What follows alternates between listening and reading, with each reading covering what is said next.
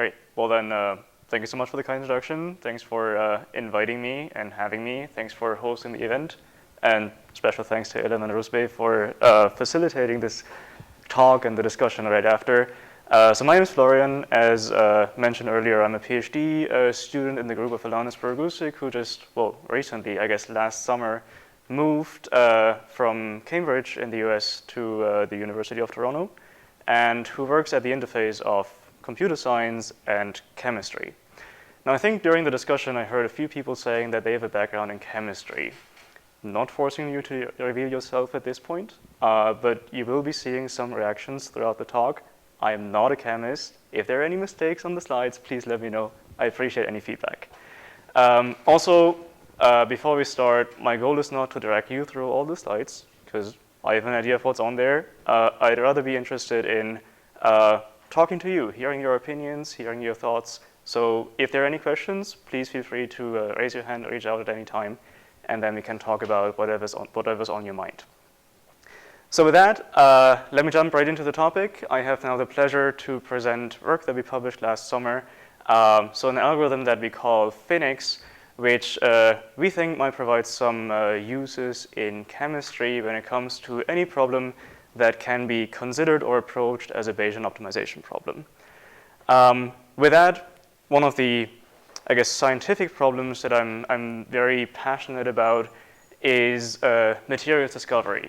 So it turns out that when you think about some of the grand challenges of the 21st century, so challenges to society like clean energy, global health, sustainability, there's a lot of opportunity in the fields of chemistry and material science to approach these problems and hopefully provide solutions to those.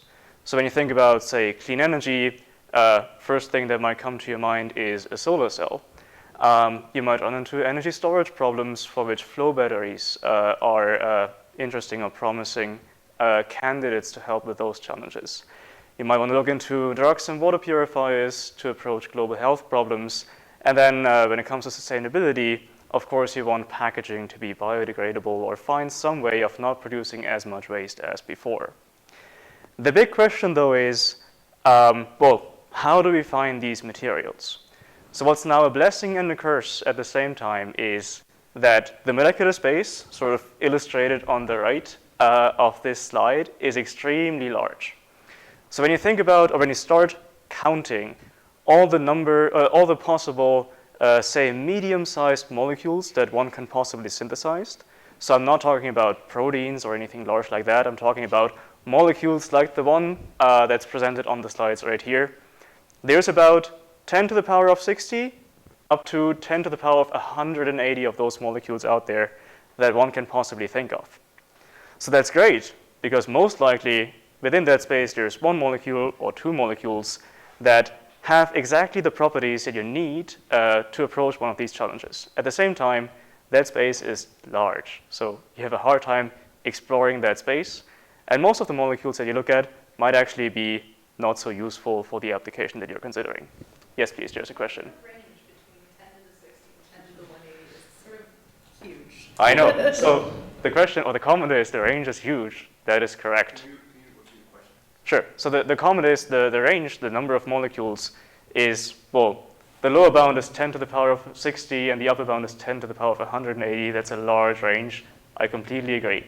It's hard, well, relatively challenging to estimate that range or the number of molecules, because although you can represent the molecule as just a graph, so as a mathematical representation, there's a few rules, physics rules that apply here, which tell you whether or not a molecule is stable. So when it comes to, say, a carbon atom forms exactly 4 bonds. So you want to make sure that the connections, so the number of edges on that node that represents the carbon atom, does not exceed 4. Then there are a couple of other atoms out there that form a different number of bonds. And then on top of that, even though your molecule might be valid with respect to all the bond formation rules, it might still be unstable. So it might just not exist for a long time in nature, but we want them to exist for at least some time to approach these challenges. So then depending on which constraints you put into this number, estimating the number of molecules, you arrive at different values. The more conservative estimates are about 10 to the power of 60, and then the more ambitious ones are much larger. Okay, so it's a large space. Most likely there's something interesting in there, but it's large, so we have a hard time finding the interesting things. Let me now go into the more technical details and ask, how do we actually make a molecule? So suppose some oracle tells us, this molecule is a good flow battery. How do we make it? Well, first you need to find a way to synthesize it, so to take smaller molecules, pack them together, and then arrive at the molecule that you're interested in. And then the next challenge is to find the reaction conditions under which you can, well, facilitate this reaction to happen. So the picture that I have on the right just shows some chemical reaction. There's, at the end, a product, so the molecule that you're interested in. And then initially you start off with a set of reagents that you can ideally purchase from somewhere or just harvest from nature. And then you add some catalysts and put some reaction conditions on top to make that reaction happen. This example, though, is fairly easy. The more elaborate examples sort of look like this. So you can see there's many steps in this reaction, many large molecules. And with that, the take-home message is that there's potentially many parameters to tune. So first of all, figuring out which reagents to use. But then on top of that, also define, say, the temperature or the reaction conditions under which these reactions happen. The problem is, with chemical reactions, they usually take up some time. So it's not that you can test many parameters in the order of millions or so, but because these reactions happen on time scales, say, from a couple of seconds all the way to a couple of hours or even days, you only get feedback every so often. So you cannot just go into this parameter space and probe every point as you wish. There's always some noise in the experiment, of course, and there are some resource constraints in addition to the time constraints. So some of the reagents might be quite expensive. So you don't want to waste too much money on purchasing a large amount of a reagent just to see if there's a chance to get this reaction to work. And because, again, there are so many molecules in the space and the applications are fairly diverse, it's hard to find large and well-curated databases which contain information about the molecules that you're interested in and which contain reliable information in the sense that you can reproduce the reactions that are reported in the database or in the literature. So when it now comes to the traditional routes, or well, how do people actually go about this challenging problem? When you talk to a chemist, and please feel free to disagree, the chemist might say, oh, I have some gut intuition, I know how to run this reaction. And then you start trying something, and it works, and you're done. That's great. More often than that, you might have to tweak your reaction conditions a little bit, and it might take you a couple of trials to actually get the product that you want at a good enough yield. So there are a couple more systematic approaches. Suppose, just like me, you don't know much about chemistry, and you don't have a good intuition. You can do what's called a one factor at a time approach. So that would be a more systematic approach where in this little example that I brought here, you look at, say, these 5 different conditions. You want to search for the amount of catalyst to put in a reaction, the temperature, the time it takes to run the reaction, or rather, after which time you want to abort the reaction. And then you need to choose a suitable catalyst and a ligand for that catalyst. What you can do now is to vary exactly one of these parameters and find the sweet spot for this parameter. So say you vary the temperature from 50 degrees Celsius all the way to 100 degrees Celsius in some increments that you chose. And when you get to 60 degrees Celsius, you get the best result. So you keep it at 60 and you proceed with the next parameter. Now this approach, as you might guess, has a couple of problems. So if there's some correlations between the parameters, you might not necessarily detect them. So suppose you probe the temperature at a residence time of 2 minutes, and 60 degrees Celsius turns out to be the best. It might actually be that for a residence time of 3 minutes, a 75 degrees Celsius temperature would have been much better. So the next logical step, so the next expansion of the one factor at a time approach would be to just do all factors at the same time. So that's what's typically referred to as design of experiments, or DOE. And with DOE, you just look at your space, you look at different numbers of parameters or factors, and you choose to probe the experiment or run the experiment at a certain number of different levels for these parameters. So in a one-dimensional space where you have one parameter, you can choose to probe those at exactly 4 different levels, or you go to a two-dimensional space, and then you have this grid with the 16 points where you probe each and every single parameter at 4 different levels. But you realize that this blows up rather quickly. So when you go to higher dimensional spaces, you suffer from an exponential scaling in the number of experiments that you actually have to run. Typically what happens in an experimental setting is that the scientist chooses a certain type of grid. So it's not always the case that scientists use cubes, but cubes are fairly common. You run all the experiments on that grid that you put in the space, and then once you have run all the experiments, you might say, oh, the upper left corner of my grid generally looks promising, so I run a refined grid again in this subset of sub-region of the space. The advantage with that, obviously, is that given that you know all the experiments that you want to run in advance, you can set up all of them, say all 64 in this 3-dimensional space, and run them in parallel. So if you have the means and the resources to run, to massively parallelize some experiment, ideally with a set of robots, as you can see in this little movie here, then DOE might be efficient because you can achieve a fairly high throughput. But then at the same time, you will essentially suffer from the problem that you cannot refine your design choices as you get feedback from the actual experiment. Yes, please. Could you just reiterate what exactly the parameters correspond to? So the question is about the parameters and what they correspond to. Absolutely. If you allow me to go back one slide. So parameters that we are considering when it comes to reactions would be, well, first of all, generally speaking, anything about the experiment that you can control. So with that, if you have an oven, temperature is one parameter. So you can control the temperature. You speculate, or your hypothesis is that temperature has some effect on the properties that you're interested in. In the case of a reaction, there might be a yield. When you search for a flow battery molecule, it might be the redox potential of that molecule. You can look at band gaps, excited states, you name it. So the parameter is anything that you can control and that you want to modify or probe at different levels because you expect a different outcome. Now, anything that you cannot control, say the humidity in the room, that would not be a parameter of the reaction anymore. It might very well have an impact on the measurements that you're taking, but you cannot set it to a desired value. It just happens that humidity is at some particular value, and that's it. So it's a hidden variable for the sake of the experiment. Okay. Thanks. Sure. Yeah, there's one more question. Are those factors always Euclidean without any symmetry? So the question is, are the vectors Euclidean without any symmetry?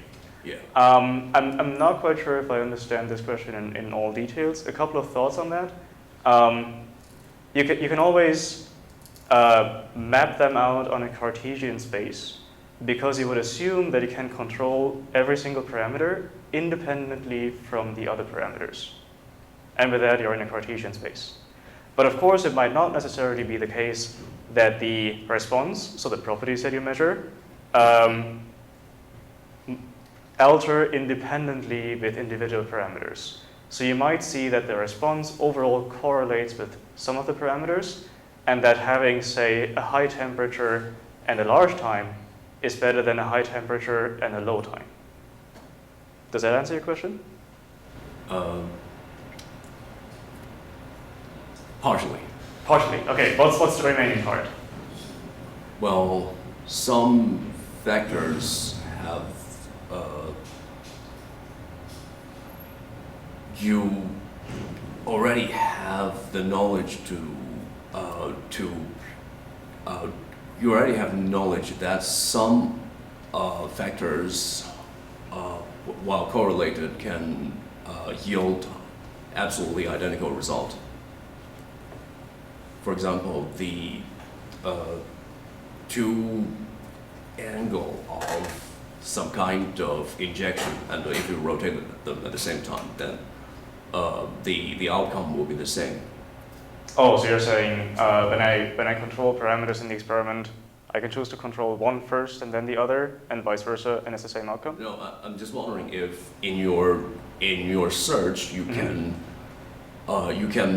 integrate that kind of prior knowledge. So basically, if you search for two angles at the same time, and if you rotate them at simultaneously, then you don't have to sample that point again.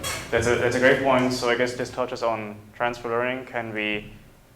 Can we provide prior knowledge or expectation about the effect of a given parameter on the properties that we measure? And that's actually one of the discussion points. So I guess we come back to that. Nice. The quick answer is, I don't think it's too easy. That's my personal opinion. The reason being that you are running a discovery problem. With that, you're no longer on the domain of established knowledge, or you're doing, things that people have done before, but then you might not want to call this discovery. With that, the actual experiment at hand might violate your prior expectations. So by providing prior expectations, you might confuse your algorithm and drive the algorithm towards regions that are not ideal on this particular surface. But I'm happy to come back to that and have a longer discussion about it later on. Cool. So, there's one more question. What do you mean by surface? Oh, thank you. What do I mean by surface? Right. I should have introduced that before. My apologies. So what I mean by surface is that I always assume that there's some parameter space, not necessarily two-dimensional. It's a high-dimensional parameter space, 5 dimensions or whatnot. And so now the surface in the two-dimensional example would be the response that I'm getting for a property that I measure, band gaps, redox potentials, yields of reactions. So the surface is the collection of points that I can measure for any given set of parameters in my parameter domain. Okay, it's like your collection of measured data points? Is it a collection of measured data points? Not quite. Rather, I would call the response surface the entire set of properties that I can measure hypothetically, or the response I should be getting, but I don't know what the surface is. So that's the discovery problem, right? So finding the point in the surface where the value is exactly the value that I desire. Is it like if you were to map out in 3 dimensions, you would get like an actual surface shape, but because you're talking about higher dimensions, you can't see it? Right. So instead of going to the 3-dimensional example, I find that already mentally challenging. Let's go to the 2-dimensional example. So I'm drawing a coordinate system where we have one parameter along one axis, another parameter along another axis, and the properties that I measure along the z-axis. So then it would be some weird surface, could be flat, but most likely it's wiggly and there's noise on it. But right, then it will just be a 2-dimensional surface. Once we go to higher dimensions, it becomes something that I have a hard time imagining. Right. But right, that's what we're talking about here. Thank you. Maybe, during the discussion, we can use the chart so we can draw the contours. Wait, later. one more. AISC, thank you. Yeah, great. Cool, so now we got the surface and we got transfer learning already, so that's great.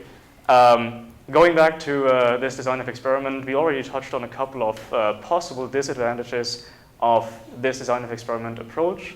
I want to elaborate on that a little bit to then motivate why we should go for formulating experiments or experimentation as an optimization problem.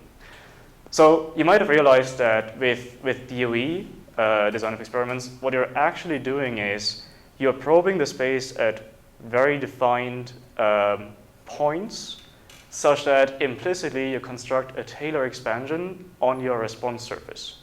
So with a, say, 2-level design, you can fit anything that's a straight line or anything that's linear with respect to the dimension that you're at. once you go to a higher number of levels, your response surface can become a higher order polynomial, so you're doing nothing but a Taylor expansion. And we already mentioned that there's some not so favorable scaling when it comes to the number of experiments with the number of parameters that we are probing. So once we go to a, say, 5-dimensional space, even just a 2-level design requires you to run 32 experiments. For a 10-dimensional space, you run 1,000 experiments, so that's not good. 1,000 is a lot. And the problem with the Taylor expansion is illustrated in these two plots that I have on the right. So in the upper plot, the gray curve is now actually an example to a response surface. So that's the property that we measure with respect to the parameter, the only single one parameter in that experiment that we have chosen. We have run 3 measurements, that's the orange points. And then based on the orange points, the measurements that we took, we construct our approximation to the surface using the DOE approach. And there will be this sort of whitish colored parabola that you can see. Now, the example is set up such that the true response surface is always greater than 0. This could be the yield of a reaction, say. So the yield of a reaction cannot be negative. And this is just something that we know by the laws of physics. We do see, however, that our approximation, so the parabola, violates this constraint. So by just running this grid or evaluating the surface on the grid, you suffer from the problem that your interpretation of the measurement does not necessarily obey the laws of physics. That might be a challenge. At the same time, suppose we have sampled parameters like here, so all of them are located on the right side of the peak, as it is shown in the lower plot. In that case, our interpretation doesn't really look like the overall true response surface. The Taylor approximation is local after all, and with that, we have a hard time resolving all the features in the space. And then, of course, as I mentioned before, the experimental campaign, so the set of experiments, is executed without refinement. So we choose a grid, evaluate all the points of the grid, and that's it. And only after we evaluate all the points on the grid, we might have that refinement step. Yes, please. Can you elaborate a bit more where these Taylor expansions come from? Because what I understood is just like for the grid, you just probe a couple of points, look at the results, and look at the best one. Like where does the fact, like where do Taylor expansions come from? Like you don't have any derivatives of the loss surface or anything of the surface. Where the expenses come from is what you said. Yeah, I mean, why do you consider Taylor expansions? Oh, why do I consider DOE expensive? No, why do you consider Taylor expansions? Like for me, all Taylor you have is values. Right, sure. But then you look at all the points, right? And you say for some points you're better than for other points. So in particular, like is shown in the upper example, you have these 3 points that I've shown. Now, suppose you're on a minimization problem. You want to minimize or find the minimum of that response surface. Where do you go next? And to find an answer to that question, you might implicitly construct a Taylor expansion. So minimization was maybe not the best example. Let's do maximization instead. If I give you the 3 points, you want to, these 3 points, you want to probe the surface close to the current best point, given that you already have this overall parabola. So you might actually construct the parabola to determine the next point where you want to probe the surface. So you're measuring points on the surface and then doing a regression to find the function. Exactly. That's typically what's done in DOE. Yeah. Unless you factor in human intuition, but then you say, oh, I've seen the general shape that is spanned by only these 3 points before. I know that my response cannot be negative, so I fit in something else. But typically, when you look at the instructions for running DOE and refinement steps, it's a Taylor expansion. Thank you. So with that, now I hope that I could motivate that we should rethink the experimentation process a little bit. And alternative approaches, I would argue, consist in interpreting experimentation as an optimization problem. So the game that we are playing here is that you want to find this set of parameters for which you get the optimal response. And optimal response now, of course, depends on your application. So first of all, the property you measure depends on the application. And then you might say, oh, I want this property to be maximized or minimized, or it needs to hit exactly a desired value. Pretty much throughout the rest of the presentation, we will consider minimization problems. But I'm happy to convince you that this generalizes to other types of goals in the optimization procedure as well. The idea is now that we go from the exhaustive search that will be done with a design of experiments approach to a more of an optimization approach. But of course, we don't necessarily want to use a local optimizer because we don't know what the surface looks like a priori. So it might not be given that this surface is overall convex. We might have more than just one optimum, and we don't want to be stuck in a local optimum if we want to find the global optimum. And then, of course, there's always some noise on the surface. So gradient descent might not be the method of your choice. Rather, to exploit most of the knowledge, or as much of the knowledge that we got from prior experiments, we want to run a global optimization method that uses the information that we collected throughout the entire experimentation process. And this is now indicated in this right plot, where you don't necessarily see a spatially correlated search pattern anymore. Rather, the algorithm that we have in mind uses all the green points, all the measurements that we have done before, and then just in a bird's eye view selects a new point, a new measurement, a new experiment that we want to run.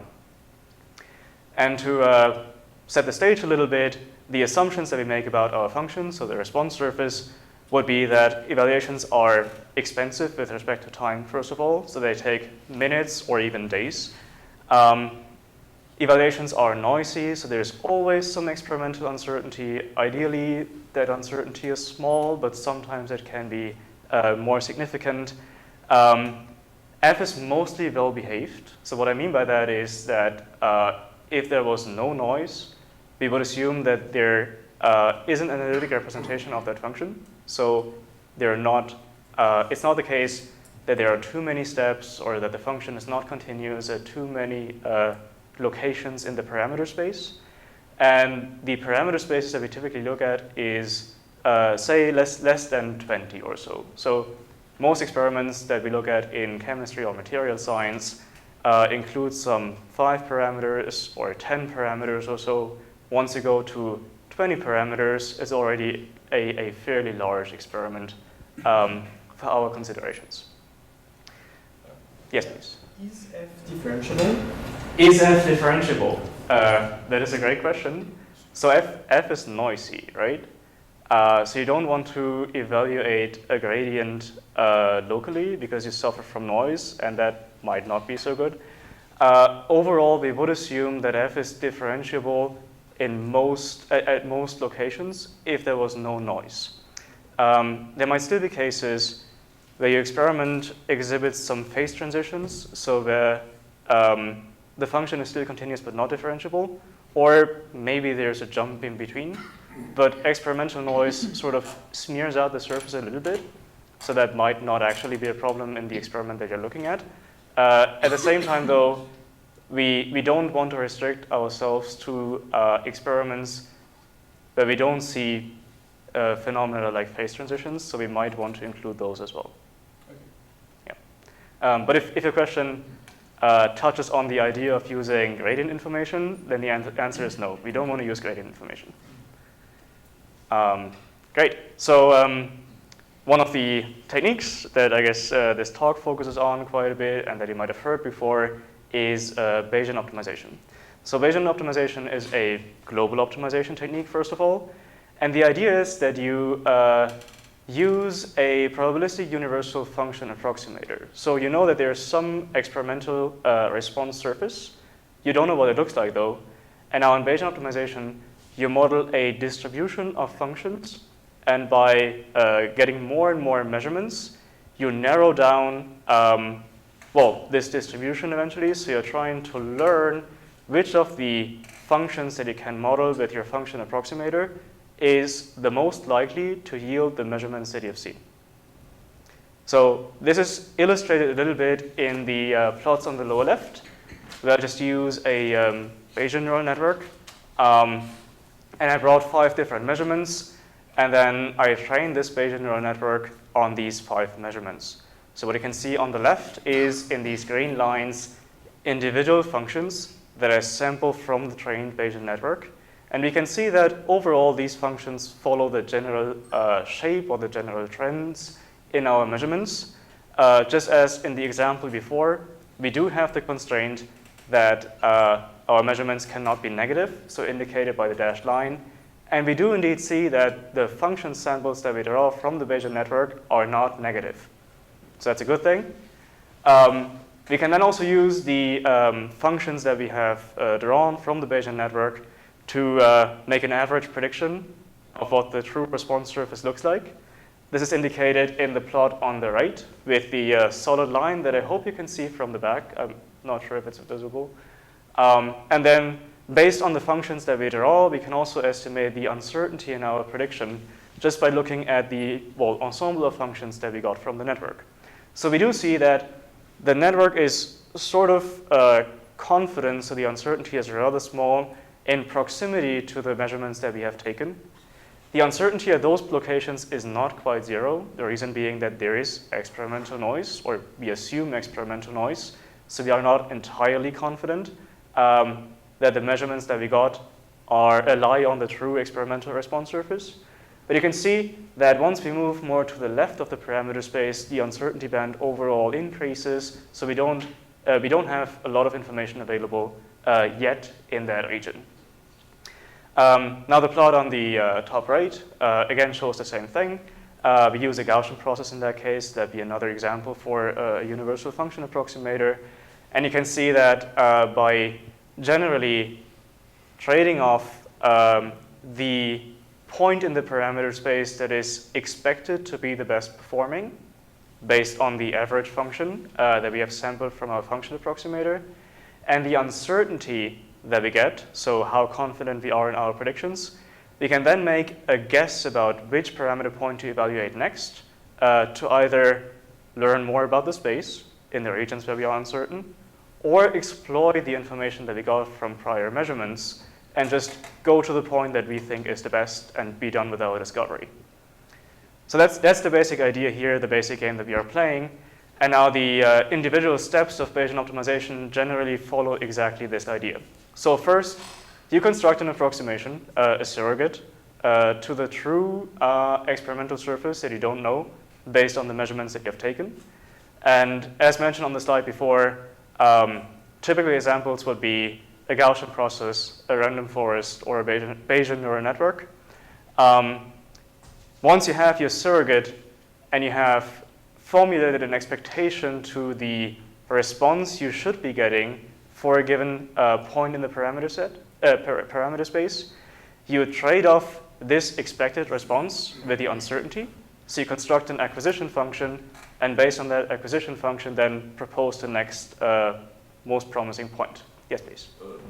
Sorry, what does well-behaved means? What does well-behaved mean? Yes. So well-behaved is not well-defined. What I mean by that is that we don't assume, say, I might want to call them academic examples, like the Dirichlet function, where you would get a 0, say, for all the real numbers, and a 1 for all the rational numbers. So this function is not continuous, nowhere in the space. And this function, I would argue, is not well-behaved for these considerations. So as I said, overall, we assume that the function is analytical. We do allow for discontinuities every now and then, or jumps every now and then, but there's not too many of them. And I don't have a good number for not too many. But overall, you can draw the function, and it's overall continuous with a finite number of exceptions. Okay. Great. And there's tons of literature on Bayesian optimization, so I brought a few papers here that I like a lot and that I think are very informative. So if you want to dive deeper into those, I recommend to check those out.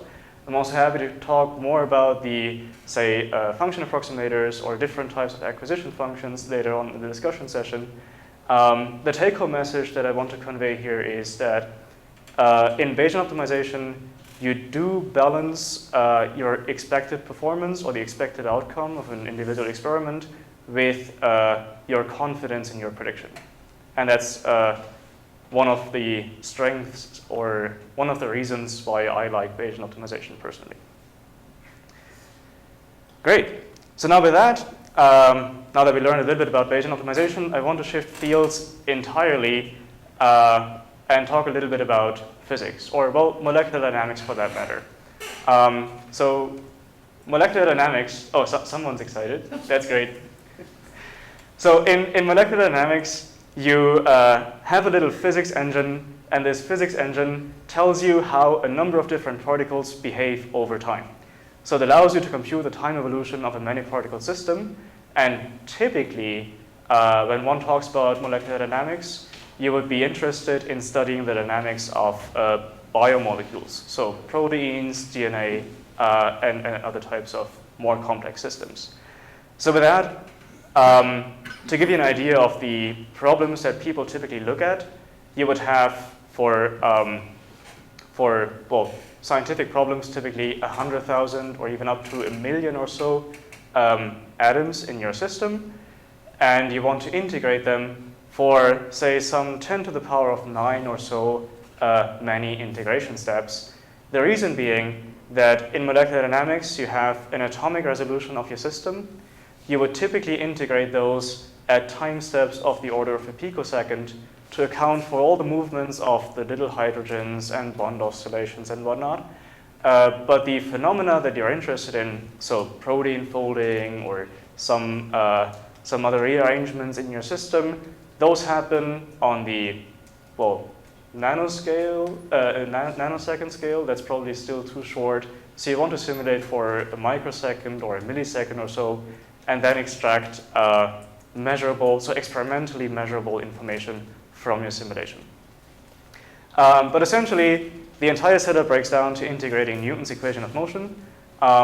There is a lot of theory on how you actually compute forces in those systems, given that you have a classical simulator, but you're dealing with atoms and molecules. So some of the phenomena that you are interested in might be quantum mechanical and might require a different description. And then at the same time, given that you have to integrate these large systems for so many time steps, and you have to wait for the rare events to happen, you want to speed up the simulation. So you want to see the rare events faster. And some of these techniques, or one of the more recent techniques that was developed, is metadynamics that I want to talk about a little bit. So metadynamics for now is a technique to accelerate or enhance molecular dynamics simulations. And the way that you do this is that essentially when you think about the many-particle system as walking around in a now very large, very high-dimensional parameter space, and the response surface being the energy of that system, so that is PS, the potential energy surface, then you're most likely interested in finding several minima, finding several states of your biological system. And to enhance exploration, you want to punish the regions that you have visited before. So as an illustrative example, I brought a DNA molecule on the left, and you can see there's a tiny gap in the strand on the right. So that DNA molecule is broken, in that the orange strand should be connected, but it's not. Now this molecule is still somewhat stable because of interactions between the individual strands, so the upper part and the lower part. But the question is now, how much energy does it take to open up the DNA molecule? To get the answer, you need to sample many of these opening and closing events. And you have a coordinate, the distance between these two beats, the blue one and the yellow one, in this little diagram. And you want to find out how much energy is needed to change that one variable. So then what metadynamics does is, suppose you start out in this particular configuration, you see the DNA in the closed form. Given that you've seen the DNA molecule in the closed form, you now punish exactly this value for this one distance variable, and you force it to open. Then it's open, and it stays open for some time. You add more energy to the system to close it again. And then you can sample many of these opening and closing events by essentially looking at your true potential energy surface, so the double well potential that I drew, and adding energy in the form of little Gauss functions to that potential energy surface. So you modulate your surface, and in doing so, you enhance the sampling. Okay. The question is now, can we use similar ideas to run an optimization problem? So in an optimization problem, what you're generally interested in is finding the point in the parameter space which yields the response, the result that you desire. So if you have evaluated a point in the parameter space that gave you a bad response, you don't necessarily want to go back to that region in the space. You want to go somewhere else. When you've seen something good in the space, so a point in the parameter space that yields a response that is close to what you want, you might want to go back to that region and see if there's anything close by that's a little bit better. So this idea of punishing certain regions in the space or rewarding certain regions in the space is now what we use to formulate our algorithm, so Phoenix, which I will introduce in the next couple of slides. So by being inspired from metadynamics, we do combine general ideas from Bayesian optimization with some of the concepts for Bayesian kernel density estimation to figure out what a region in the parameter space means. And in setting up that algorithm, we discovered that we can formulate the algorithm in a way that we natively support batch optimization. So we can propose more than just one experiment at a time or more than one parameter point at a time, some of which we can bias towards an exploration of the space to go into regions where we are fairly uncertain about the response, or we bias towards an exploitation of the space and probe those regions close by the promising points or the measurements that we have conducted which yield promising results. One of the goals of setting up that algorithm was to have an algorithm whose computational cost scales linearly with the number of measurements that we have taken, so that the algorithm overall does not become too expensive, even when we have gathered some 100 or 200 or so measurements for a given experimental setup. So now with that, the algorithm, so Phenix, mostly consists of 4 steps that are highlighted in this very busy figure. I will walk you through every single panel of that figure, but just to give you the idea or relate this to Bayesian optimization, in panels A and B on the left, we construct kernel densities, so there's no Bayesian optimization yet. Bayesian optimization happens on the 2 right panels, panels C and D, that we construct a surrogate model based on our kernel densities in panel C, and then formulate an acquisition function in panel D to make a decision about which experiment to run next. And now to walk you through the individual steps of the algorithm, as promised on panels A and B, you can see a Bayesian kernel density estimation. So what I want you to look at is panel A, where we see this wiggly function. That's the true response surface that we don't know. We do know, however, the response for 8 different points in the parameter space. That's the green dots. Now, what we care about in the first step when running the Bayesian kernel density estimation is just the parameter points.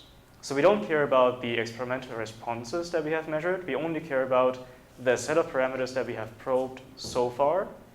And you want to estimate our expectation, essentially, that a point close by in parameter space, so a point that is in the vicinity of all the parameters that we have probed before, yields about the same experimental response.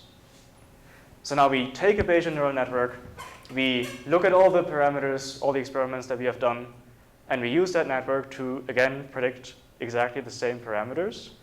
And then the network gives us our kernel densities and sort of tells us how confident it is in a certain parameter. So we use it for an uncertainty estimation in the parameter space by looking at the spread of the individual kernel densities. Now, the way that this happens on a more technical basis is that we approximate our kernel densities as normal distributions initially as a prior, and then we refine those distributions based on the measurements that we have taken. Our Bayesian network has a total of 3 layers, so it's a multi-layer perceptron, fairly simple and fairly small, where we sample, again, initially as a prior, all the weights and biases from a normal distribution, which are then refined during the training process to model well, more complex, no longer analytic functions. And now once we have our kernel densities for every single parameter point, we can rescale those kernel densities based on the associated measurements that we have taken. So you can now see in the panel on the left that each of these little bumps are rescaled by the experimental response. And this allows us now to construct our surrogate. Given that we know that every single measurement is associated to a kernel density, we can now look at every single point in the parameter space and see how much this one point in the parameter space is influenced by any given of the kernel densities that we have sampled before. So we combine all the kernel densities rescaled by the experimental response in a partition function-like form to construct a first surrogate.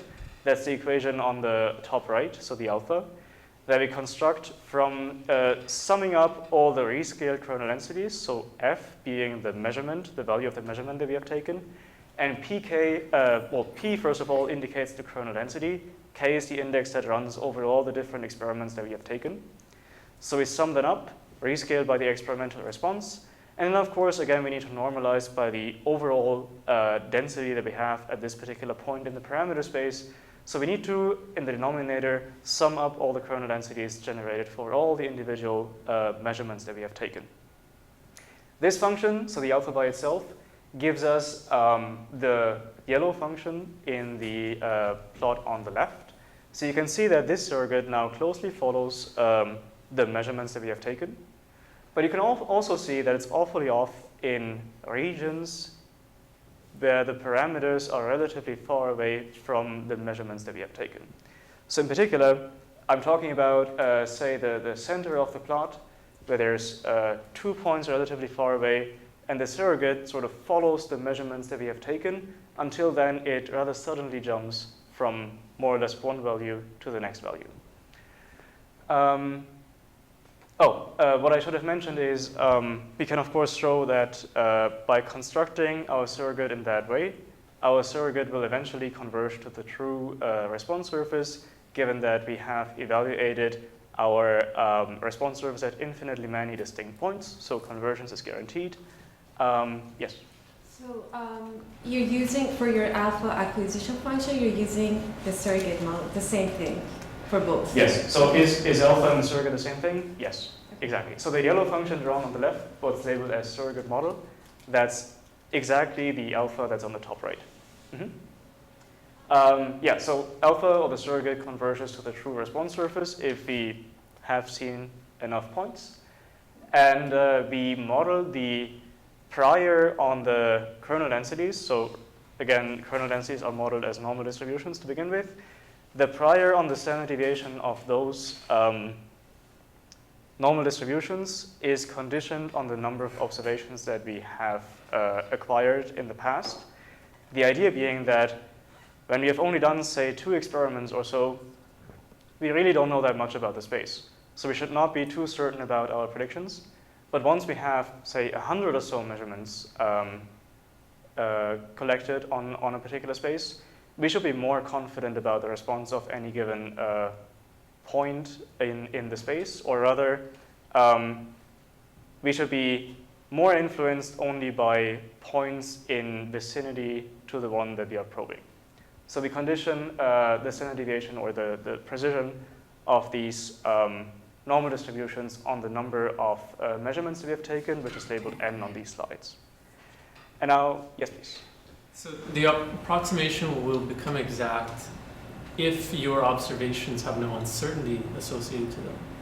But you mentioned before that your data collection has some inherent uncertainties to it. is the uncertainty of the measurements accounted for in this model anymore? Right, so is the uncertainty of the measurements accounted for? Yeah. Yes, implicitly. If, suppose you sample exactly the same point in the parameter space twice, then you get two kernel densities, one for one measurement, one for the other. Effectively, you average over those. So by having the kernel densities, we can account for the uncertainty still. Okay.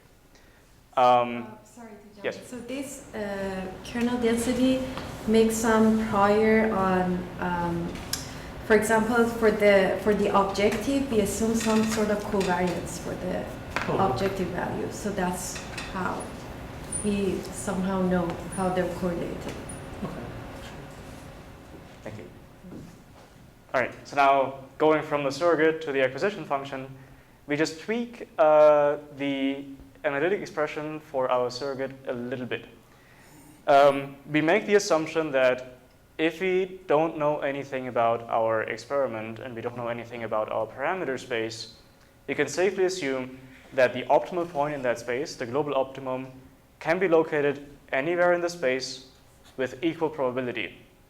So this assumption corresponds to the uniform distribution in the space. And by having our kernel densities now indicate that in a given region of the space, we should rather believe that a potential measurement that we can take is close to the measurement that we have actually taken, corresponding to the parameter point for which the kernel density has been estimated, as opposed to a case where we, well, again, follow our prior assumption, meaning that there's a uniform distribution in the space from which the global optimum could have been sampled. So we modify our surrogate model alpha up there, now in such a way that we include the uniform distribution in both the numerator and the denominator, and we assign a, well, measurement value lambda to our uniform distribution to essentially weight the uniform distribution with respect to all the measurements that we have taken, so all the f's. Now, this has some interesting effect on the overall shape of the surrogate. So now all of a sudden, we can say, if we really want to follow our prior assumption, meaning that we assume that the global optimum can be located anywhere equally likely, we want to set alpha to we want to set lambda to something large. Now, I should have mentioned we can always rescale all the measurements that we have taken onto the 0-1 interval. So for the sake of the argument now, we assume that all the f's in the equation are between 0 and 1.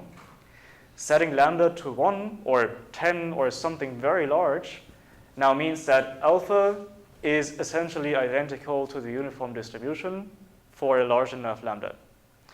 And we set lambda to something fairly small, we can at the same time rescale our surrogate model. And now the effect is illustrated on the panel on the top left.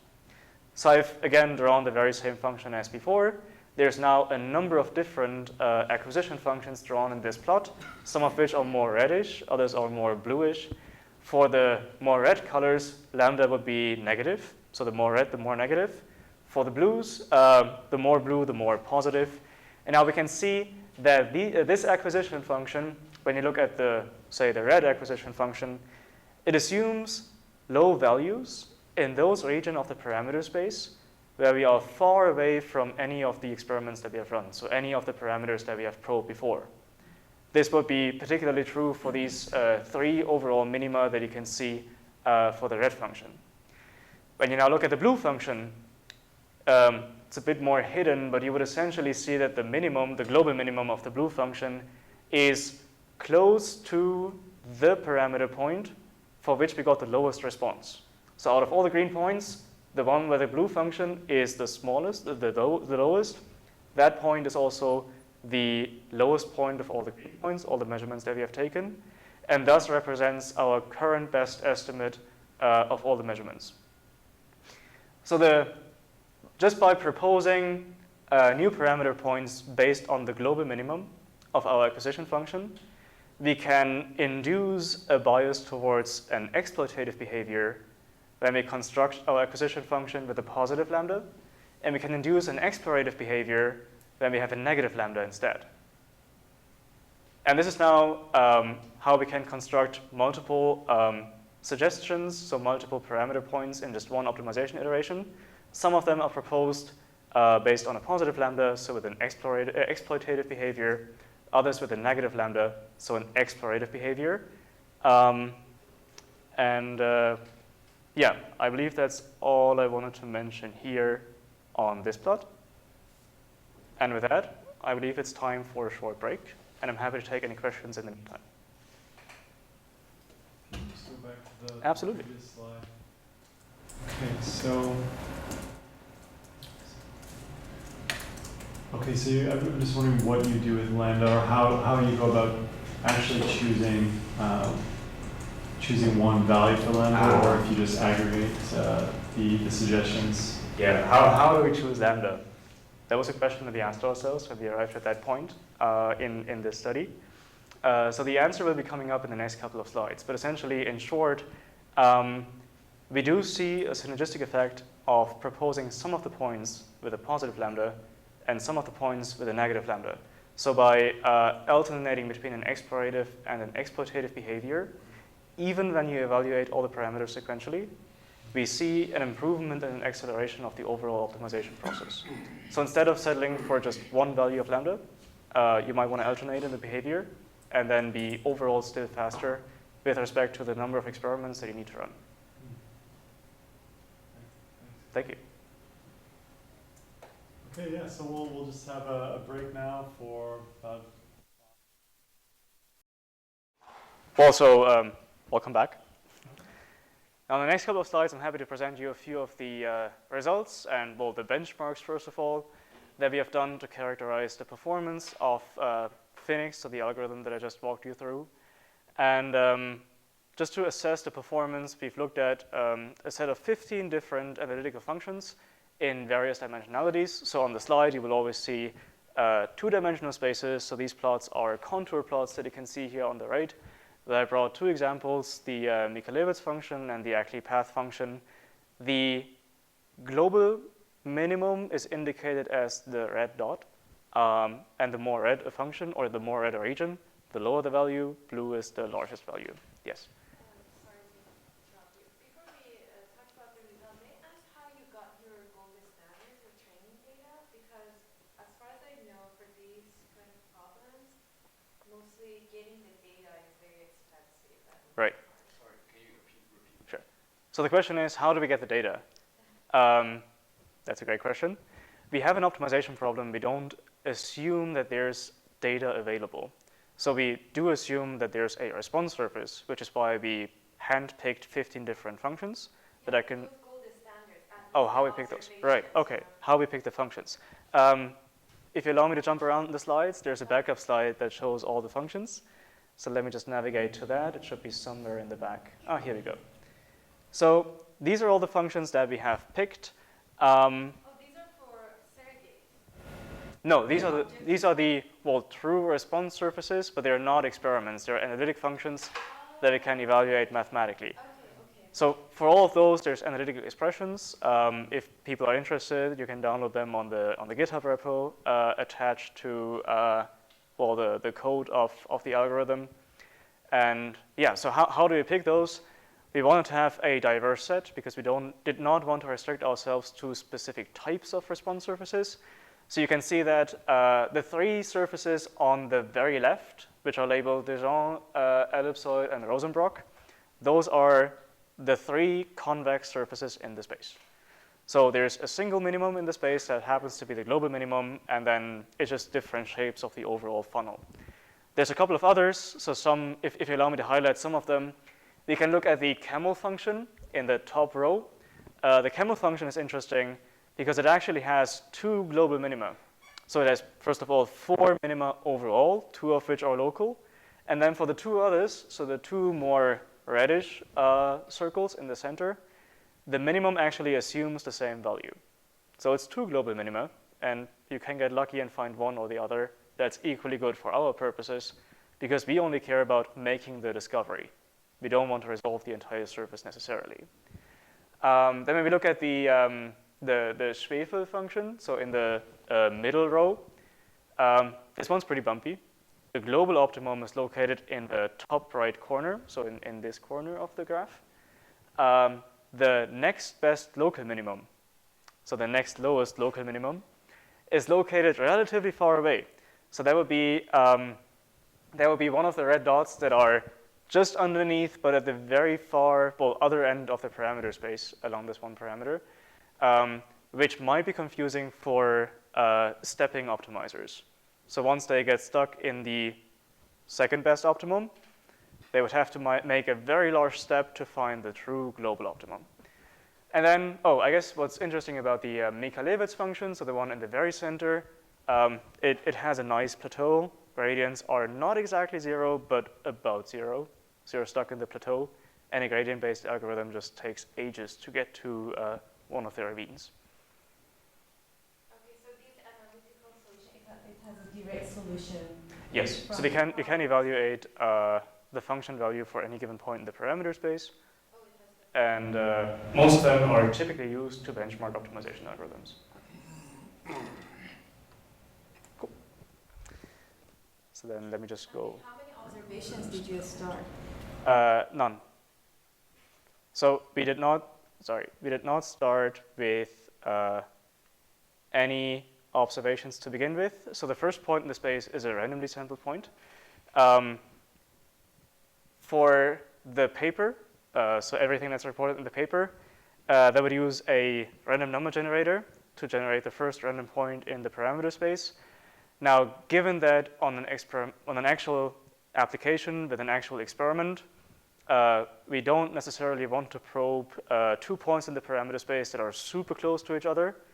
We now implemented a Sobol sequence or Sobol sampling method in addition to that, so that we can, guarantee or we are more likely to have a better coverage of the space for the initial points that we propose, given that it's more than 1 point most likely.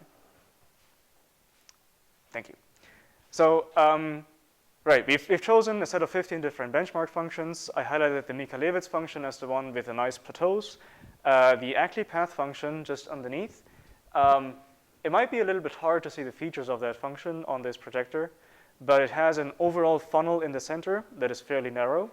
And then in this plateau region around it, it has many wiggles. So there's quite a number of local minima, but none of them are good, or values for those are not as good as the global optimum that's hidden in that funnel. So then we run a couple of benchmarks.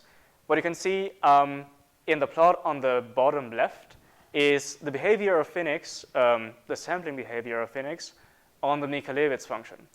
So you want to end up in that global optimum, and there's now a number of points that we have sampled that are colored differently. So you would see this sort of brownish or orange color, 4 points.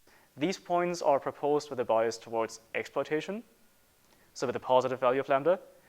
The dark blue points are proposed with a intermediate, so not really exploring or not really exploiting, or sometimes so, sometimes so. And the light blue points are biased towards an exploration of the space. Now what that means is, and we start out from the 2 white squares in that space. So there's one square sort of in the top right corner and another one in this ravine. You can see that the orange points, the exploitation points, stay close to the best performing points so far initially in the optimization procedure, until an exploration point identifies the overall funnel of the global optimum, and then the exploitation points do what they're supposed to. They jump into that funnel and identify the actual value of the optimum within that funnel. So that's the synergistic effect that I was talking about before. By doing sometimes more exploration, sometimes more exploitation, you can get to the overall optimum fairly quickly. And then what's presented in these plots is, again, the benchmark now on the Ackley path function, where we wanted to investigate what a good number of points in one batch is. So when we do one optimization iteration, how many points should we propose in one batch with a bias towards different sampling behaviors to achieve good performance? Or in other words, how much can we exploit this synergistic effect that we observe? Unsurprisingly, the answer is depends on the surface. But generally, we see that 4 or so points in one batch is good, 8 might still be good. Generally, the more points you have in one batch, the less likely you are that all the points that you propose are informative. So some of them might be very close to each other if there's a larger number of points in one batch. And now we can play the same game with two of the methods that we benchmarked against. So there will be a Gaussian process-based optimization as it is implemented in Spearmint, and a random forest-based optimization that is implemented in a package that's called SMAC, both of which support batch optimization. And I've brought the traces here. Generally, the lighter colors indicate more points in one batch. And I'm plotting both the performance with respect to the number of evaluations, so counting the calls of one of these analytic functions. And the panels on the right indicate the number of batches that we propose. So unsurprisingly, the more points we have in one batch, the fewer batches we need, generally, to arrive at the optimum, because there's so much more information from all the points that we evaluate in just one batch. We do, however, see that Phoenix shows the synergistic effect, which means that having more than just one point in one batch improves the performance even when you count the number of evaluations as your figure of merit, which is not so much the case for random forests, but the traces pretty much all look alike, irregardless of the number of points. And for the Gaussian processes, so for the Spearmint package, we don't see the synergistic effect as much as we do for Phenix. Yes, please. No? I'm trying to understand those graphs on the right. Yeah. Right. You're looking at what, the minimum function value? So you're saying you're looking for a global minimum. I'm looking for the global minimum. So is it that you're finding it sooner with Phoenix? Is that what you're Yes. saying? So the y-axis, right. The y-axis is the deviation from the true global optimum, which we know because the functions are analytic. So we are, with Phoenix, on the Ackley path function, we are 10 to the minus 1 units close to the global optimum after about, say, 150 or so evaluations. And again, that is on this function. I should have mentioned, actually, I apologize for that. So the overall range of the values that you can get from the Ackley path function goes from 0 to some, I want to say 22, 21. So it's about 20 units or so, over which the response of the Ackley path function varies. So the codomain, if you wish. And with respect to this overall range of 20 units, we get 10 to the minus 1 units close to the global optimum. No? No, but that's okay. Oh, okay. Sorry. Maybe we can keep that for the discussion. Yeah. Generally, the lower the better. Yep. So P here is the number of observations per evaluation step. Per iteration of the optimizer, yes. Right. Interesting. So I'm curious. I imagine you'll get into why you think Phoenix has this sort of synergistic result. Oh, right. So that why we get this synergistic result, I guess, is illustrated phenomenologically in the plot on the bottom left. So here, as I mentioned, points are colored based on how the behavior is biased towards, or what it's biased towards. The orange points being points proposed with a bias towards an exploitation. The dark blue with a bias towards, the light blue with a bias towards exploration. Now, what we see is, let's see if I can get the cursor on here. Ah, right. Can you see my cursor in that plot? Great. So we start out from this white square on that side. The white square. That's the random. Sorry? That's a random point, exactly. So there's one here. There's another one up here. This one is better than the other. So exploitation points explore the proximity of the better of the two. All the other exploration points stay on the plateau, because that's what the surface looks like, until so when you look at this plot here, where we plot the overall response value of the function, until there's one exploration point, which identifies that there is a funnel. So it has not found the minimal value of that funnel yet. It just found a point that's better than all the others from before. And now the exploitation points are motivated to jump to where the exploration points think something good is located and explore the proximity around that. And in this case, they do actually identify the global minimum. Now in the case of an experiment, suppose you get a low value because of noise. What happens is exploitation points jump into that region, but then they realize that most often this region does not yield such great results as before. So then by having these kernel densities and the overall reduction operation over those, you smear out that region again, and you overall punish it given a sufficient number of evaluations in that region. And that, of course, depends on the value of the noise that you have observed in that region. So each batch is going to contain some combination of these different lambda. Exactly. So each batch contains a number of combinations of the sampling parameter. And how about for the methods that you're comparing against? I think they also take some parameters as well. Experiment takes some exploration parameter. Where do you set that? So there's parameters for experiment and the random forest, so SMAC as well. We have chosen default values for all of them, and we have chosen we have implemented default values for the sampling parameters in Phenix.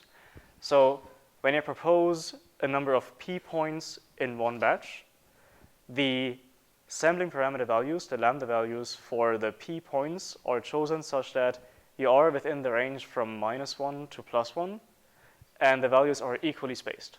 So with 3 points in one batch, you get a -1, a 0, and a +1.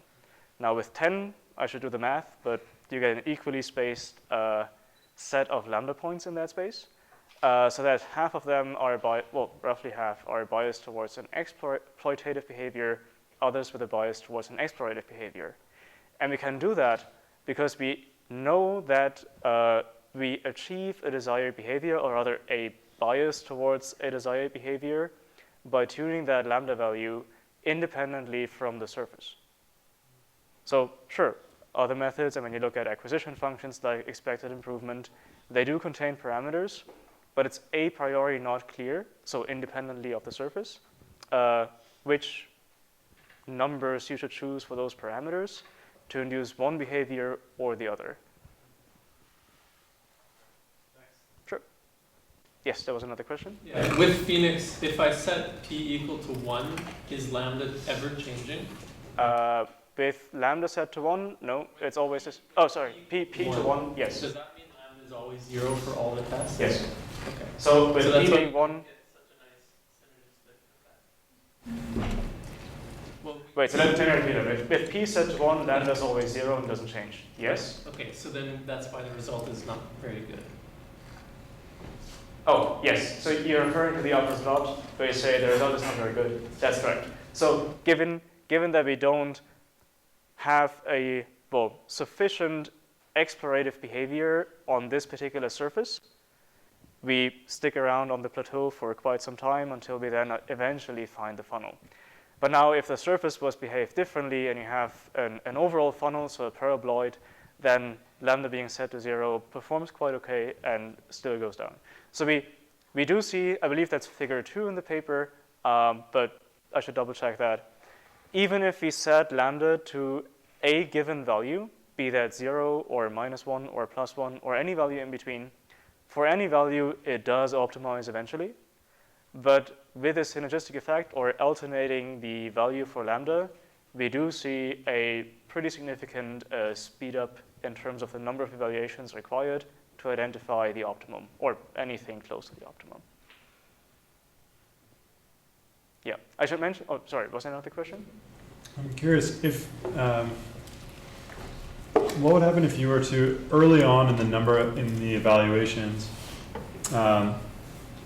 bias a lambda of -1, So sorry, bias exploitation or exploration. If I got the lambda right, maybe other way around. Okay.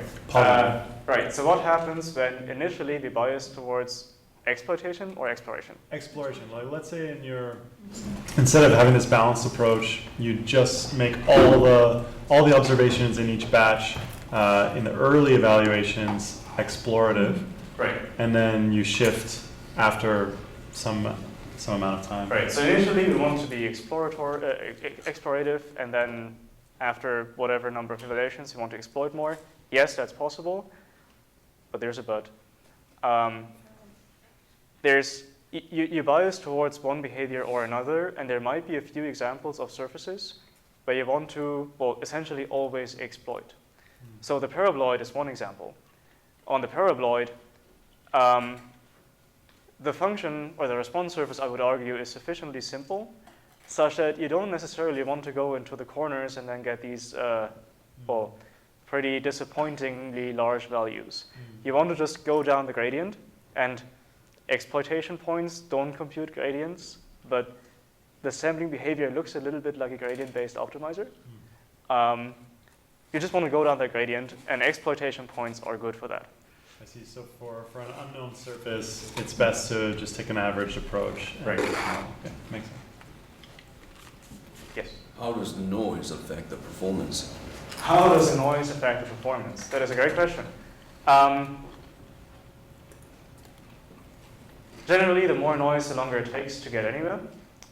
Because so the noise on the surface might introduce spurious local minima. So you go into some region of the space, suppose the space is entirely flat. You go into a region, you get a low value, you think there's a minimum, but really there's not, it's just noise. So you go again, you check again, you could get a large value, but you could still get a low value. So it takes time to smear out this spurious minimum, time in terms of number of evaluations. So with that, the more noise and the more drastic the noise with the overall range of values that we see for the response surface, the longer it takes.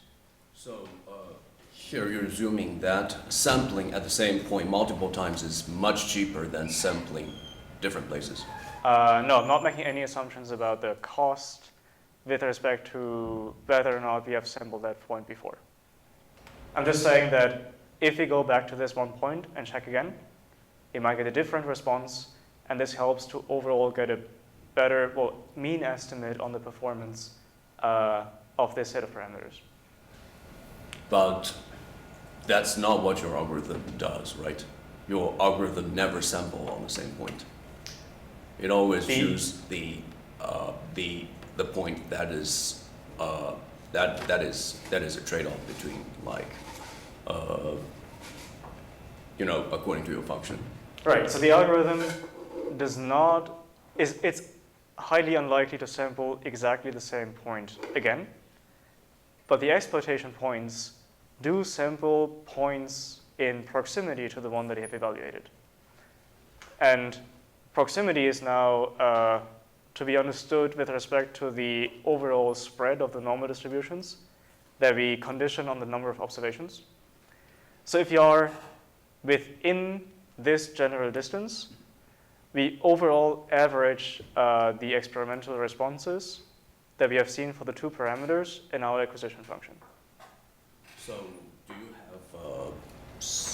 do you have a diagram that shows the impact of noise, something like that? Is there a diagram that shows the impact of the noise? No, there's no such diagram. Once there's noise, there's no longer an optimum. So that makes benchmarks challenging, given that at any given point in the space, you will get a noisy response. You can be at exactly the point, the optimal point that is optimal on the analytic function, but when you add noise, a point that's close by, just right next to it, might look better than the actual optimum because of noise. If you model the noise as Gaussian noise, you no longer have an optimum in the space. But are you telling me, like, in this case, the algorithm does not converge? No. So the algorithm does not converge. It still goes into the general funnel and keeps exploring that funnel, but that's it. I mean, you can find points that are good, but all of those that are good within the experimental noise. There's no true answer anymore.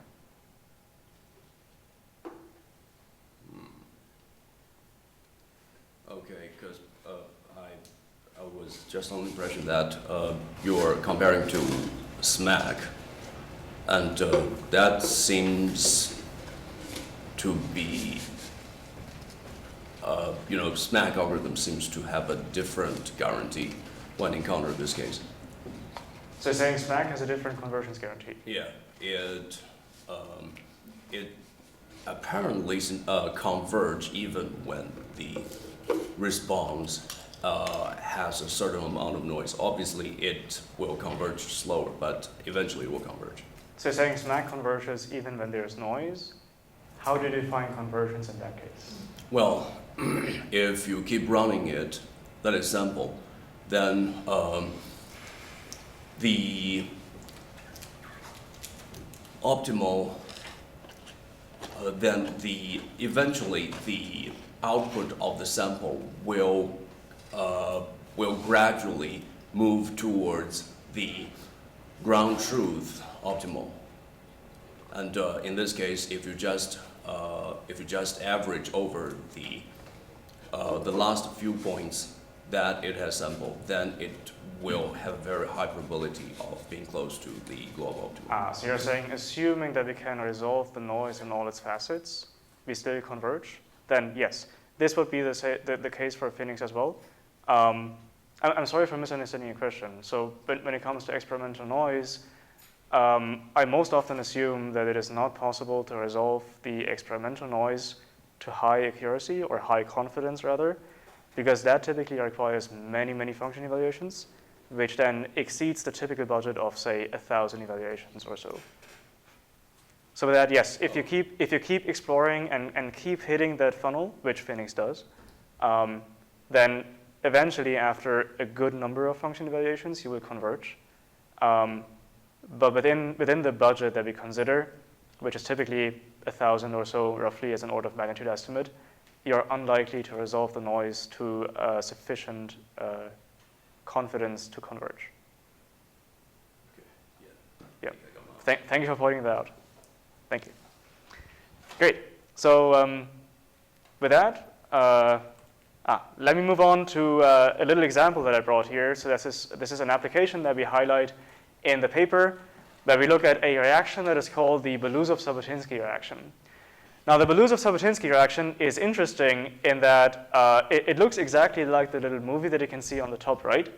So you see some red parts and some white parts. That is actually the cerium ions that you can see in 2 of the 3, I believe, reaction equations on the top left. They are in different oxidation states. One of them looks orange or red. The other one is colorless.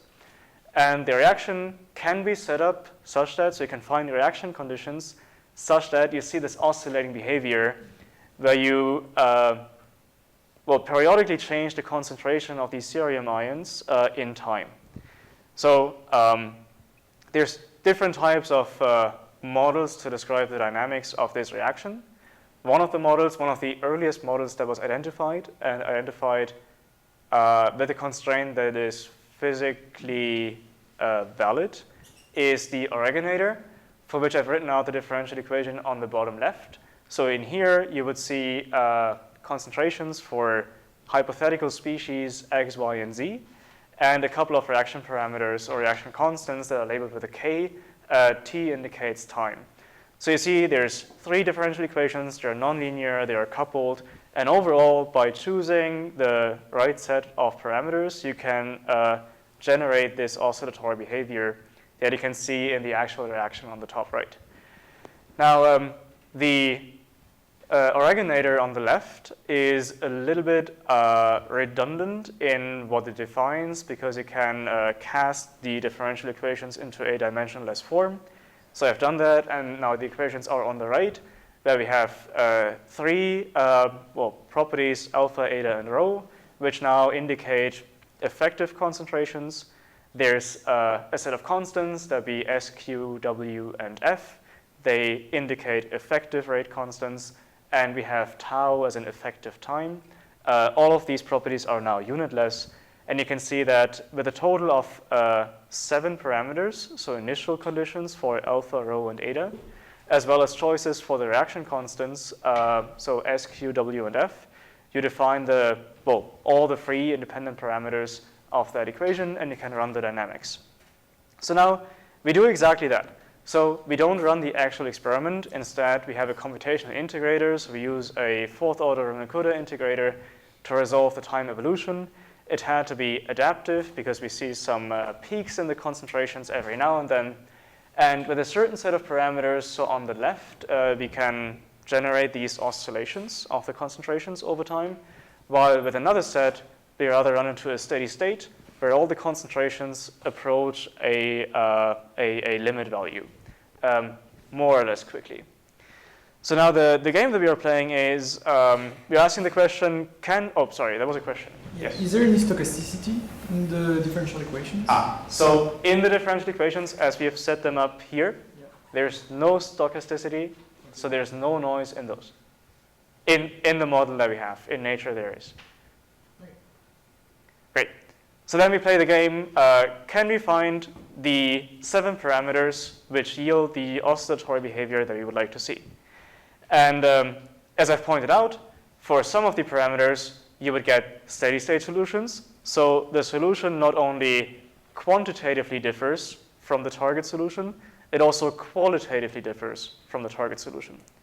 So although I have a hard time imagining a surface in a 7-dimensional space, I would argue, because there's this difference in the behavior between steady states and oscillations, that the response surface is somewhat complicated. The procedure is now as follows. We start with a random initial guess. We are unlucky, we get a steady state. But based on that, we now refine our belief about the space, so we get a better surrogate model, keep exploring, find oscillations, but the periodicity is wrong. Then we get better oscillations with about the right periodicity, but the initial states, initial conditions are wrong. And then eventually, we find exactly, almost exactly, the traces that we are after. So we have identified the set of the 7 conditions with which our reaction yields the desired behavior. And we've done that with a number of different methods. So we have, again, benchmarked Phoenix against Spearmint and SMAC, so the Gaussian process, GP, and random forests. Also, we have always included particle swarm optimization and CMAES, so the covariance matrix evolutionary strategy. Most often, PSO and CMAES did not perform well enough to make pretty traces in the plots. So they are most often excluded in the plots in the actual paper, but they are reported in the supplementary information if you're curious. Now for here, we allowed each algorithm to run 50 times with different initial conditions, different starting parameters, and to evaluate that function for 150 times. So each individual optimization algorithm was allowed to propose 150 parameters, one after another, to probe that space. And now what we find in terms of the traces, what I have in the plot here are the traces that match the closest with the targets in dashed lines out of all these simulations that we did. And you can see that Phoenix gets it quite okay, while for the others there are some deviations, sometimes in the periodicity, sometimes in the initial state of the differential equation. But of course, these are the best candidates. When it now comes to the average performance, you would see in this plot on the y-axis the mean loss, so the deviation based on the criterion that we constructed to quantify similarity between the traces. And then over the number of evaluations for all the different optimizers, Phoenix gets fairly close fairly quickly, even when running 50 different independent runs, while other methods take longer. Generally, what we see is that the Bayesian optimization techniques perform quite okay, so that be random forest in green and Spearmint, so the Gaussian process-based optimizer, in sort of orange. And then for CMAS and PSO, we see a much slower conversions towards an agreement between the traces over time. So with that, I would like to summarize a few of the points that we have discussed so far. So we've introduced Phenix, this optimizer that combines ideas from Bayesian optimization and Bayesian kernel density estimation that natively supports batch optimization and allows you to propose parameters biased towards an exploration or exploratory behavior or an exploitative behavior of the space I guess the plot on the right you've seen before in the panels that we discussed. The plot on the left, again, compares the sampling behavior of Phoenix with a few of the surrogates that we construct on the way. Now, finally, I would like to thank all my collaborators. So that's an incomplete representation of the members of the Aspergusi group. Some of them sit in chemistry, others in computer science, again, others at the Vector Institute.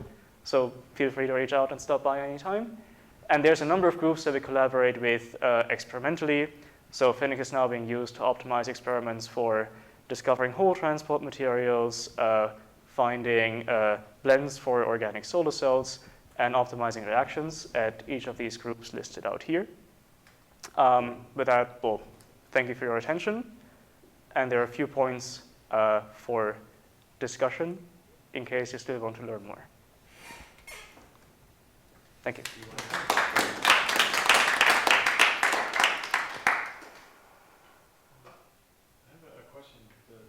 Before we get into the points. So it seems like the inspiration for this project was chemistry, and sounds like some of the co-researchers or collaborators are using it for that purpose. Is there any particular reason that this is particularly useful for chemistry, or can this really just be seen as a general contribution to the Bayesian optimization field? Right. So is this specific to chemistry, I guess is the question. I would like to argue that it's not. There are a few considerations about this project, though, that might be more geared towards chemistry or experimentation as a process. So for instance, we were very much focused on having some approach with which we can propose more than just one meaningful point in one iteration. So given that you can most likely evaluate multiple experiments at the same time, it'd be great if you had a method that supports that. And now when I say multiple at the same time, I'm not necessarily saying that you evaluate all of those simultaneously and start them at the same time. But even when you just consider the scientist in the lab, the scientist might set up reaction A and then reaction B while reaction A is still running, and then continue and keep going until reaction A has finished after you have set up some 5 or so reactions. So it'd be great if you would have multiple parameters for multiple experiments that you execute asynchronously. Yeah. So that's one of the motivations that we had for setting up this algorithm. And but other than that, we use it for hyperparameter optimization as well. So there's nothing too chemistry about this, I suppose. Sorry, I didn't see who was first. I was thinking maybe it would be good for finding a target client demographics in sales. Like you could find, you have all these different factors going on. There's not just one target demographic that you're after. There's multiple ones. You might want to explore different combinations of, I don't know, like gender, geographic location, age, whatever the factors are, right? Do you think it would work for something like that, maybe? Yeah, absolutely. So does it work for other fields as well? Generally, yes. I listed a few of the assumptions that we make about our function, though. Some assumptions that I didn't list are, given that we have points which are proposed with the idea to explore the space, we can expect or we can accept a very poor answer. Now, there might be some cases that that's not necessarily true. So when you are, essentially experimenting with humans, you don't want to be wrong too many times. So you might want to be a little bit careful about how much you want to explore that space versus how gradually you want to move around in that space to not cause any drastic, any very negative side effects. So we don't care too much about that. We assume that we can run all the experiments. So the domain, the experimentation domain for the parameter space has been set up such that nothing dangerous happens. And then we just run the experiment. Sorry, just FYI, the SMAC algorithm that he outperforms is for AutoML. So that's kind of one of my feeling that, you know, the SMAC is not particularly suitable for this case because it also takes categorical parameters or arbitrary structural parameters. So I guess, you know, the real question in this case, because the AutoML is a complex enough case. So I think a good cornerstone would be how this algorithm performs on AutoML case. What is the surrogate model and acquisition function for SMAC? Yeah. What Oh, is sorry. I'm not so sure about SMAC, but SMAC is an extension of SMBO, which allows it to to optimize categorical data, categorical parameters. So if I may jump in, SMAC, at least in its, I guess, default settings, is based on a random forest. I do believe they use expected improvement, but I would like to double check that. Maybe that's what it works with the categorical data, this random forest tree. Yeah, so SMAC, based on what I've seen, and now I've not done exhaustive searches of SMAC or benchmarks of SMAC, but it does perform quite well whenever there's something categorical or something discrete about the space. Spearmint typically has a harder time on those spaces, but Spearmint is incredibly good on convex surfaces. So it just finds the optimum there. As a shameless advertisement, if I may do that, we are working on a categorical extension to this. So I wanted to have the paper on the archive by now, but there's always delays. It's coming up, hopefully. So basically, back in 2 months. I'll be back in 2 months, yes. So basically, it can already be applied on AutoML case out of the box. Yes, I can apply to AutoML, but the code is, well, not yet written up in a manuscript, so it's not out yet. Yes, please. So 2 questions, one of them I'm sure it's not. So how do you treat exploration different from exploitation? So in an experiment that you're running, so you have explorations and exploitation. So right. How do you treat them differently? So how do we treat exploration and exploitation different in the actual experimental setup?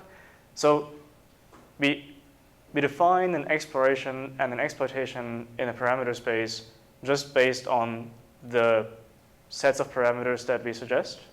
So as long as they are within the experimental domain or the parameter space that we are given from our experimental collaborators or that we agree on in discussions with them, we just propose parameters to them. Some of them are curious to learn more about which of the points are exploitation points and which are not. But from the experimentation perspective, you don't necessarily care which one's which. So in fact, there are cases where the experiment doesn't work for some reason. So robot is mixing stuff and then smashes a vial, and you know that was not a good experiment. In that case, one of the, I guess, advantages about Phoenix, but also about the other Bayesian optimizers, is that the algorithms don't insist on getting feedback for exactly that point. So for a gradient-based optimizer, for instance, you need to evaluate that gradient. So you need to get responses for the parameter points that you have proposed. And only once you get the responses, you can make a decision about where to go next. For the Bayesian optimizer, any feedback is good. Some feedback is more informative than other feedback. But generally, any type of measurement where the robot didn't just smash a vial is a measurement to learn from. So with that, once Phoenix proposes parameters, or a Bayesian optimizer proposes parameters, the experimenter can choose to shuffle the order of the experiments. The experimenter can choose to ignore some of the parameters or some of the experiments, which might be good in cases where, say, the chemical that has been proposed, the catalyst, just isn't available on that day because shipments are slow. Yeah, so you have a little bit more flexibility here that you can exploit. And one other question. So in Gaussian process, you just consider the lower bound, like minimization, you just consider the lower bound, while you have the upper bound, which kind of resembles your positive and negative lambda for exploration and exploitation.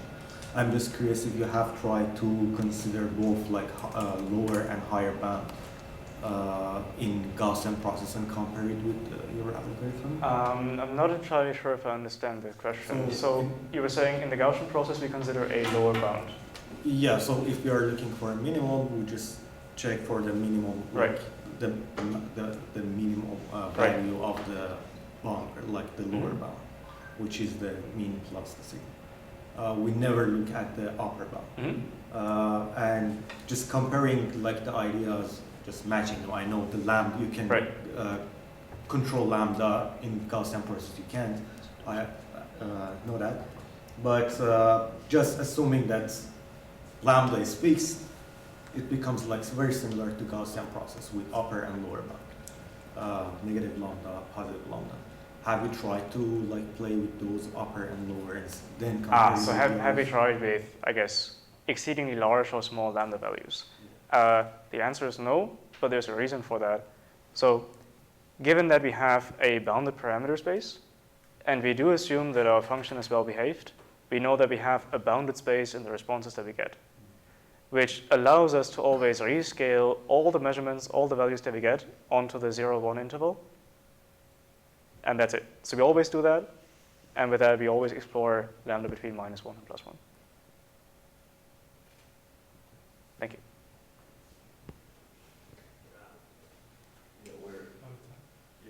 Have we talked all about those discussion points?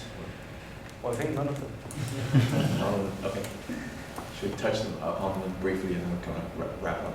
Yeah, sure. So I guess if I may ask a question to you guys, I guess that briefly touches on the idea of what I labeled as, I guess, transfer learning in one way or another.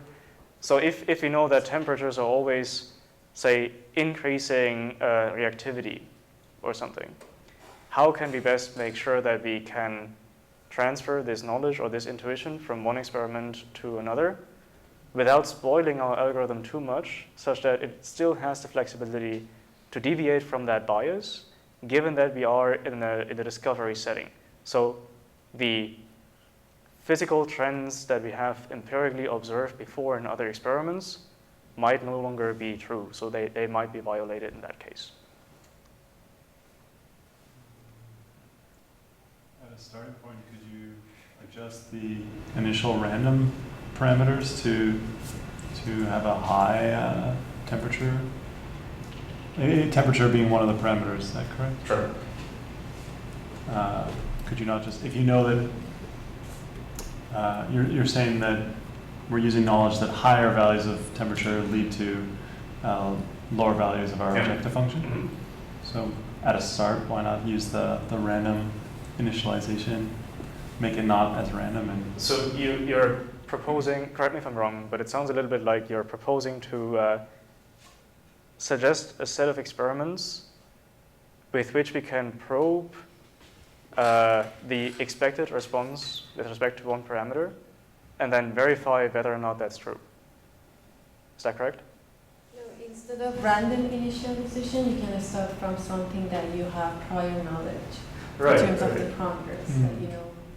But then suppose there's a case where temperature can be varied from 0 to 1 in whatever units.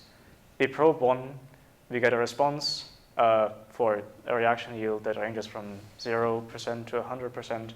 That response happens to be 50%. Now this could be good because you just cannot get anything better on that reaction because it's so messy. Or it could be bad. And it's actually better to decrease the temperature a little bit because then there is more interaction between the reagent and the catalyst or some other effect.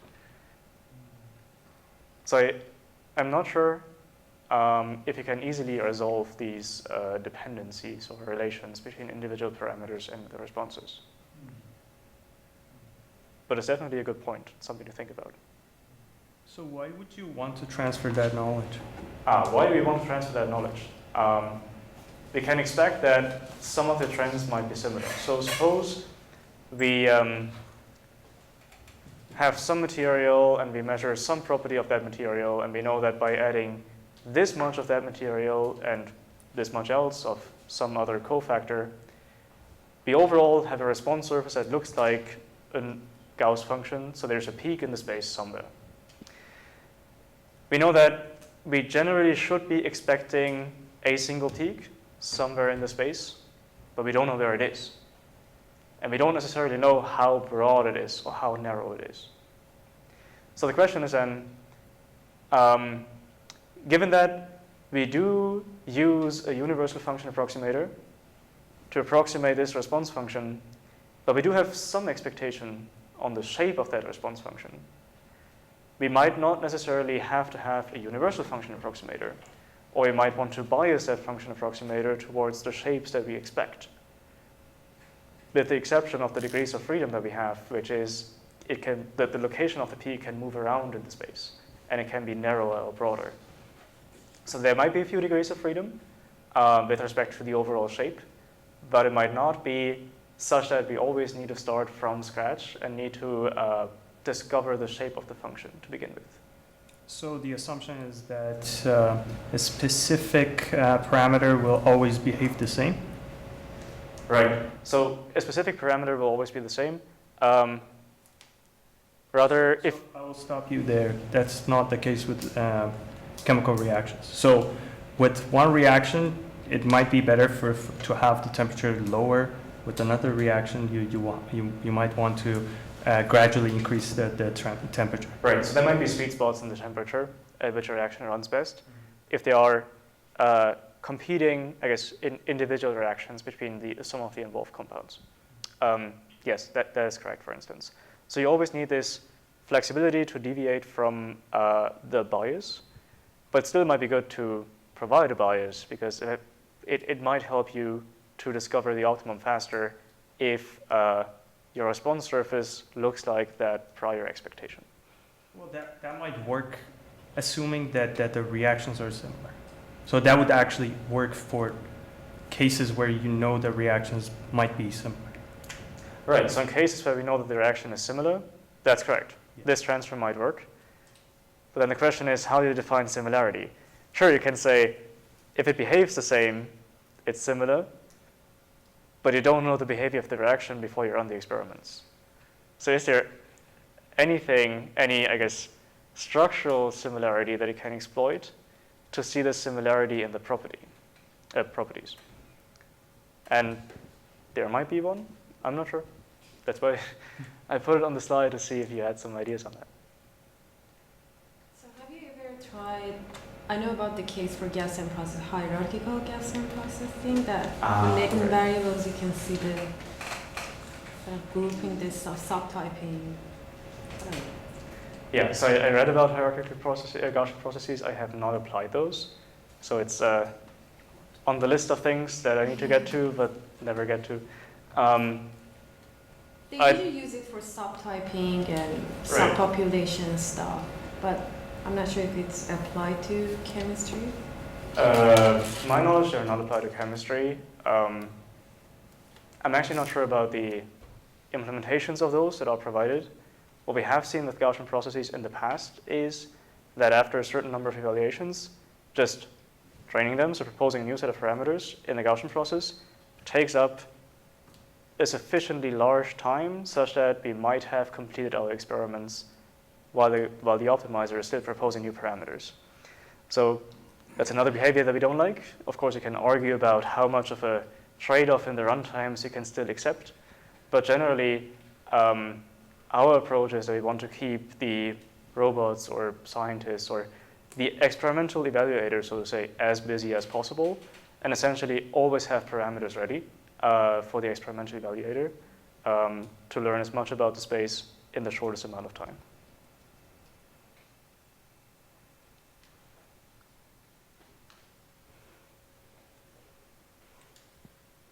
All right, so thank you so much, Florian and our facilitators. My pleasure. Thank you for coming.